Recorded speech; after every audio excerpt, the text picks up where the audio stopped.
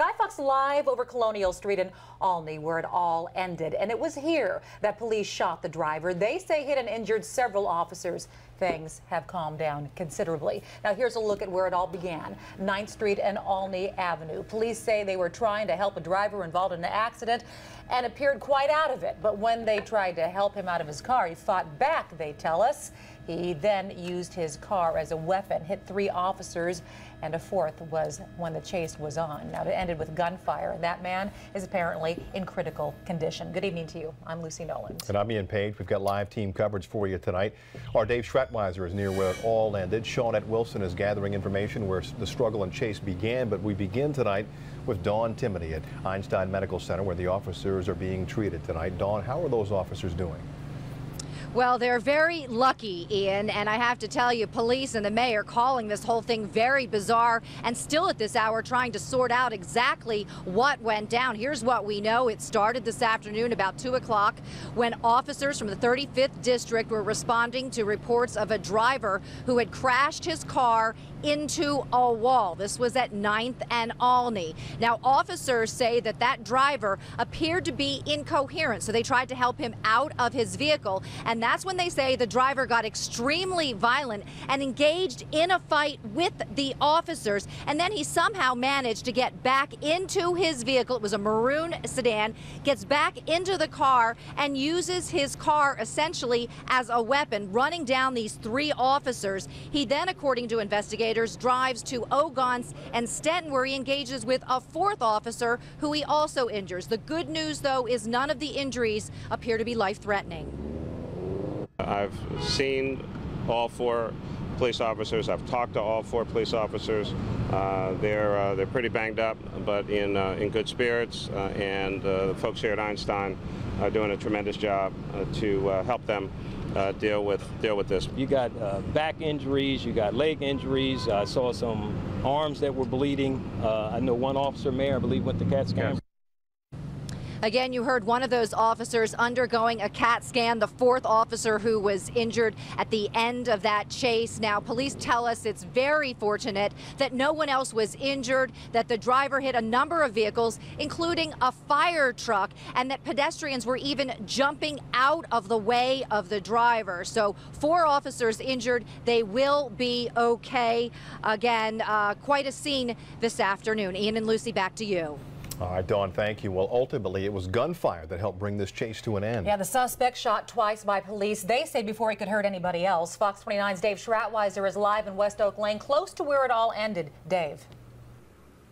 Lucy, I'm really at the middle scene. It starts at that accident up on Ogontz where they tried to help the man. It goes right here to Ogontz and Stenton where he rams 3 police vehicles here, an unmarked car 3524, and tries to almost takes the door off of a police SUV here. We'll show you some ground video shot earlier when it was complete chaos up here as everyone arrived on the scene. At least 2 shots fired by officers here at this scene. One of them struck the suspect in the chest. He then pulled away from this scene, drove about a block down Ogontz Avenue to the 1900 block of Colonial Street. That's where his car, you'll see it here, it's a maroon Chrysler 300, smashed up on both sides of the vehicle.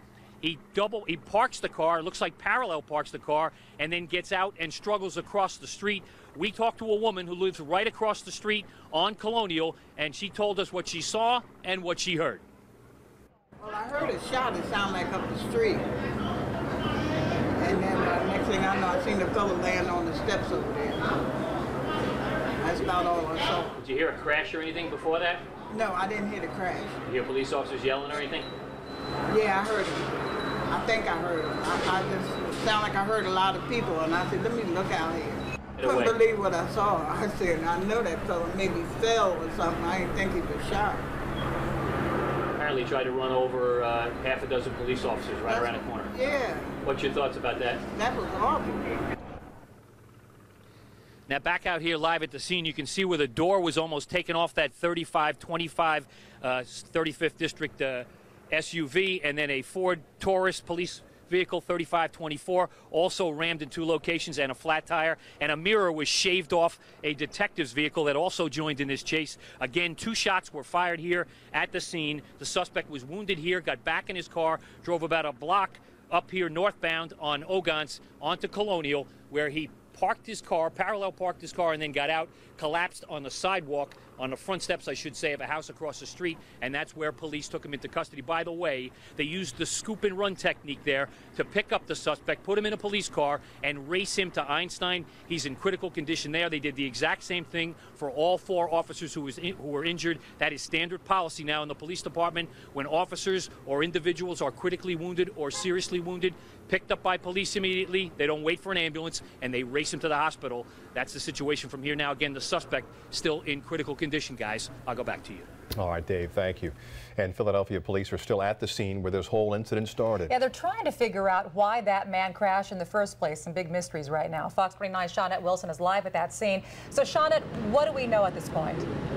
Well, this street just opened back up about a half hour ago. It's Olney Avenue between 9th and 10th Street where police say this all happened. They had this scene on lockdown for more than 2 hours this afternoon. Emergency crews and fire had the street blocked off. This after the suspect, for some reason, crashed into a blue wall along some ball fields on Olney before eventually fleeing from police.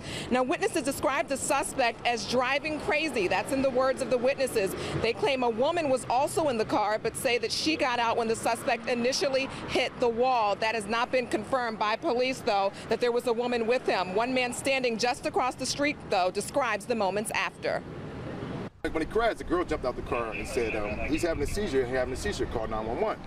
So that's when the guy called the cops, and the cop went down there and was talking to the guy. And he was bending over, talking to the guy. Next thing you know, I seen a cop run over, and then the car backs up and takes off.